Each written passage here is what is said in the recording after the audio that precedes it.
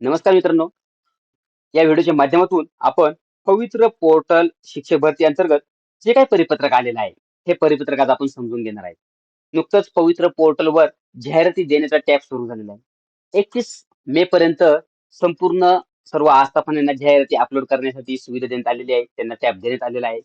परंतु मित्रांनो, जास्तीत जास्त जाहिराती पवित्र पोर्टलवर अपलोड व्हाव्या यासाठी हे जे काही परिपत्रक आहे ते आता शिक्षण आयुक्तालयामार्फत जाहीर करण्यात आलेलं आहे. तर मित्रांनो, सर्वांनी हा व्हिडिओ शेवटपर्यंत पहा. आपला हाडके सर युट्यूब चॅनल आहे. चॅनल सबस्क्राईब करा, लाईक करा, व्हिडिओची लिंक सर्वांपर्यंत शेअर करा. ठीक आहे, आपण आता हे जे काही परिपत्रक आहे ते आपण सविस्तररित्या पाहूया मित्रांनो. तर पहा, येथे प्रति आयुक्त महानगरपालिका जे काय आहेत, सर्व महानगरपालिका आहेत.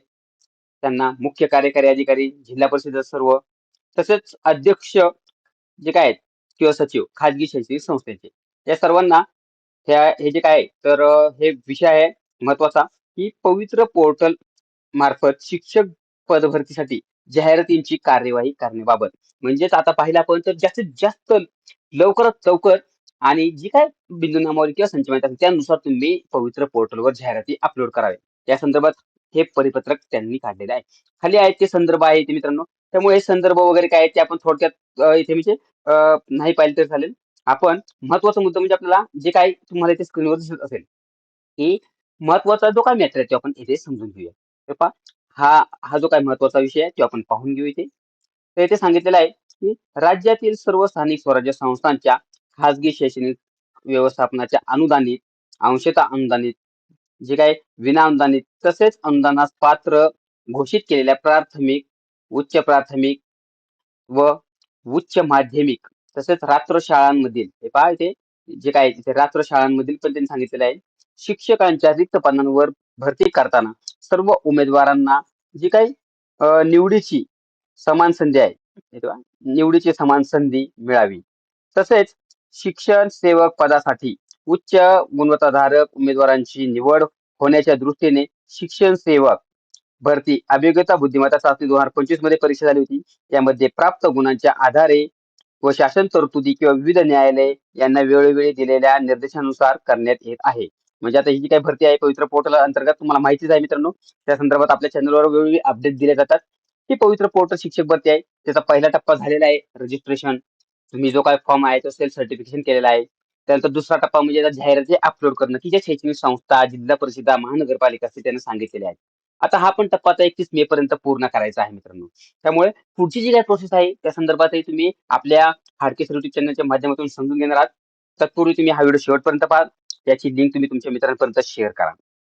तर अशा पद्धतीने येथे पाहिलं तर शिक्षक पदभरती संदर्भात येथे पहा, की जी शिक्षक पदभरती संदर्भात शिक्षक अभियोग्यता व बुद्धिमत्ता चाचणी 2025 चे आयोजन दिनांक त्यांनी सांगितलेले इथं, की दिनांक 27 मे 2025 रोजी ते 5 जून 2025 या कालावधीमध्ये करण्यात आले होते. त्याचा निकाल 18/8 म्हणजे 18 ऑगस्ट 2025 ला प्रसिद्ध झालेला आहे. एकूण किती होते तर 2,28,808 उमेदवारांनी चाचणीसाठी नोंदणी केली असून प्रत्यक्षात 2,11,308 उमेदवारांनी परीक्षा दिली.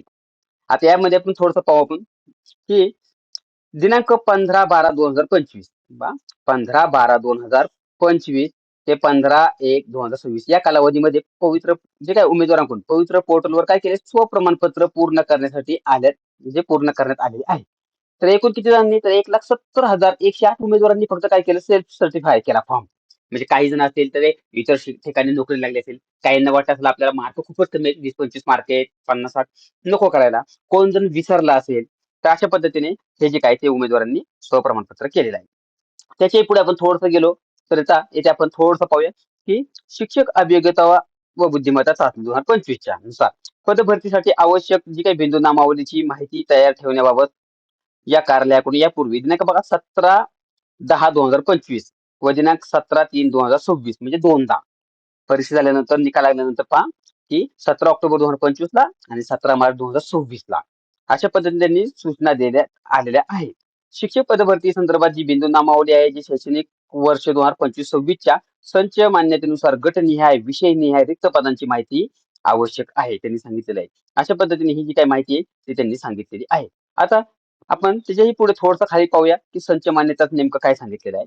तर पुढे पहा, यामध्ये सांगितले त्यांनी, की संच मान्यता संच मान्यता सन 2025-26 ची जी काही कार्यवाही पूर्ण झाली असून त्यानुसार अतिरिक्त शिक्षकांच्या समायोजनाची कार्यवाही दिनांक 31/3/2026 पूर्वी म्हणजे 31 मार्च 2026 पूर्वी करण्याचे शिक्षण संचालक जे काही कार्यालयाच्या स्तरावरून क्षेत्रीय कार्यालयाने कळवून आले होते. त्यांनी सांगितलं होतं की आता ही जी काही तुमची जी अतिरिक्त आहेत शिक्षक त्यांचं समायोजन करायचे.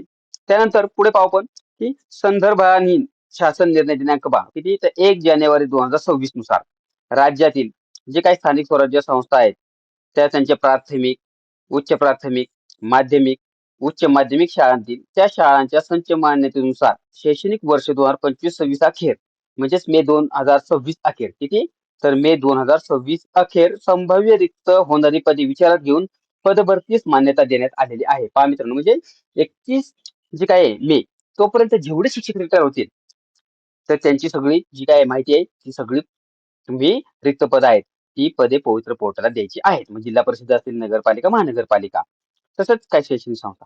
पदभरतीची कार्यवाही करताना शासन निर्णय दिनांक 31 जून 2023 मधील तरतुदीनुसार रिक्त पदांच्या 80% मर्यादित मागणी नोंद करावी. त्यांनी सांगितलेलं आहे की रिक्त पदाच्या 80% पुढे पाहू आपण पुढचा मुद्दा पवित्र पोर्टलवर सदर नोंदणी करण्यासाठी दिनांक 1/5/2026 ते 31/5/2026 असा कालावधी देण्यात येत आहे. नियुक्ती प्राधिकारी यांनी सदर कालावधीमध्ये जाहिराती देण्याची जी काही कार्यवाही आहे ती पूर्ण करावी याबाबत सविस्तर सूचना पोर्टलवर देण्यात आलेल्या आहेत. आता हे आपल्याला माहितीच आहे की बाबा त्यांना सूचना दिल्या होत्या परंतु अशा पद्धतीने जे काय हे परिपत्रक जे काही आहे ते आपले जे काय ते सर्व आतापर्यंत सांगितलेलं आहे की तुम्ही हे तात्काळ तुम्ही जे काय आहेत ना ते पूर्ण करा. आता पहा इथे आपला अधीनस्थ शाळांतील शिक्षक पदभरती वेळेत पूर्ण होण्यासाठी वरील प्रमाणे कार्यवाही पूर्ण करण्याची दक्षता घ्यावी. ही जी काय आहे तर ही डिजिटल सिग्नेचर आहे. तुम्ही पाहू शकता इथे हे डिजिटल सिग्नेचर इथे आहे की सचिंद्र प्रताप सिंह आहेत जे आपले शिक्षण आयुक्त आहेत महाराष्ट्र राज्य पुणे आणि त्यांनी जे काही ह्या प्रत आहेत त्यांनी ह्या प्रतही त्यांनी ते काय केलेले आहेत तर पाठवलेले आहेत. आता हे प्रत कोणाकोणाला पाठवलेले आहेत तर इथे तुम्ही पाहू शकता प्रत माहिती सविनय आहेत त्यांनी सादर केलेले आहेत इथे जे की आपले प्रधान सचिव शालेय शिक्षण विभागाचे ग्रामविकास विभागाला त्यांनी केलेले आहेत.